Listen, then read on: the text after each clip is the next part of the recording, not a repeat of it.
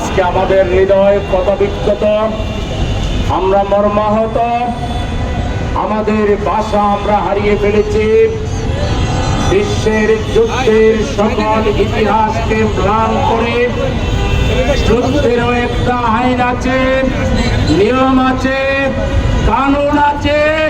সব আইন কানুন নিয়মকে ভঙ্গ করে বিশ্বের সবচাইতে বড় ইবলিস, বিশ্বের সবচাইতে বড় শয়তান নেতানিয়াহু আজকে ফিলিস্তিনে নারী শিশুদের আজকে নির্বিচারে খুন করে যাচ্ছে।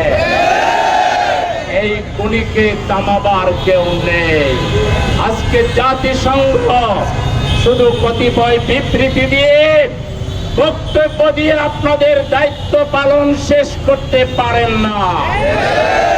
আর ওআইসি নামক ওই মুসলিম রাষ্ট্রগুলোর যে সংস্থা, পৃথিবীর এর চাইতে বড় মাজা ভাঙ্গা, এর চাইতে বড় দুর্বল কোন সংস্থা পৃথিবীতে জন্ম হয়নি। কোন দরকার নেই, ওটা ভেঙে দেন।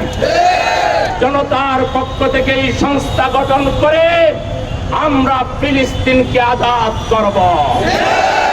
এই মুহূর্তে বিশ্বের কোটি কোটি মানুষের একটাই দাবি, স্বাধীন ফিলিস্তিনি রাষ্ট্র গঠন করতে হবে।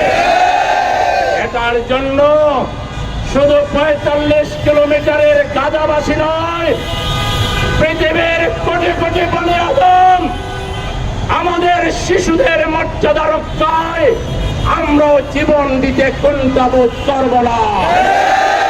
হয়তো স্বাধীন ফিলিস্তিন, নয়তো ফিলিস্তিনের শিশুদের মতো আমাদেরও মৃত্যু। আমরা শহীদ মৃত্যু চাই, আমরা ইহুদিদের কাছে মাথা নত করব না। আর নেতানিয়াহু আর তোমার অভিভাবকরা অপেক্ষা করো, আসমানের পক্ষ থেকে ডিসিশন খুব শীঘ্রই আসবে। তোমার লাশ বন্য পশুরা খাবে, কুকুর খাবে, তোমার মাটিও কোথায় হবে না। নেতানিয়াহু, তুমি ফেরাউন নমরুদের শিক্ষা গ্রহণ করো, তোমাকে অবশ্যই উচিত জবাব দেওয়া হবে। এভাবেই তুমি পার পাবা না। সুতরাং আজকে আমরা এখনো জাতিসংঘকে বলবো, বিশ্বের অধিকাংশ রাষ্ট্র যেখানে স্বাধীন ফিলিস্তিন রাষ্ট্রের পক্ষ নিয়েছে, মত দিয়েছে, অতএব জাতিসংঘের পক্ষ থেকে আপনারা সেটি কার্যকর করার জন্য যে ধরনের ভূমিকা নেওয়া দরকার সেটি নিয়ে গাজা খালি করবেন। ওই স্বপ্ন দুঃস্বপ্নে পরিণত হবে।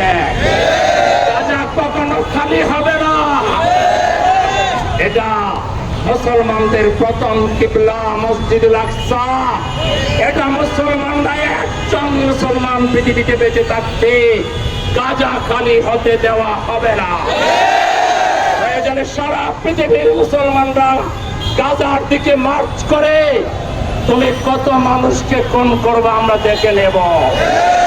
সুতরাং সমস্ত মুসলমানদেরকে জিহাদের জন্য প্রস্তুতি নিতে হবে। আল আকসাকে মুক্ত করতে হবে, গাজা উদ্ধার করতে হবে। গাজায় নর্তন কীর্তন করবেন না আপনাদের করুণ পরিণতি দৃশ্য দেখবেন, সেটি সময়ের অপেক্ষা মাত্র। আজকের এই ঐতিহাসিক মার্চ ফর গাজা, আজকে সোহরাওয়ার্দী উদ্যানে আমরা যাব। এখানে বিভিন্ন দল, মত, জাতি, ধর্ম নির্বিশেষে সবাই আসবে। আমরা তাদের সাথে উদারতা প্রদর্শন করবো ইনশাআল্লাহ।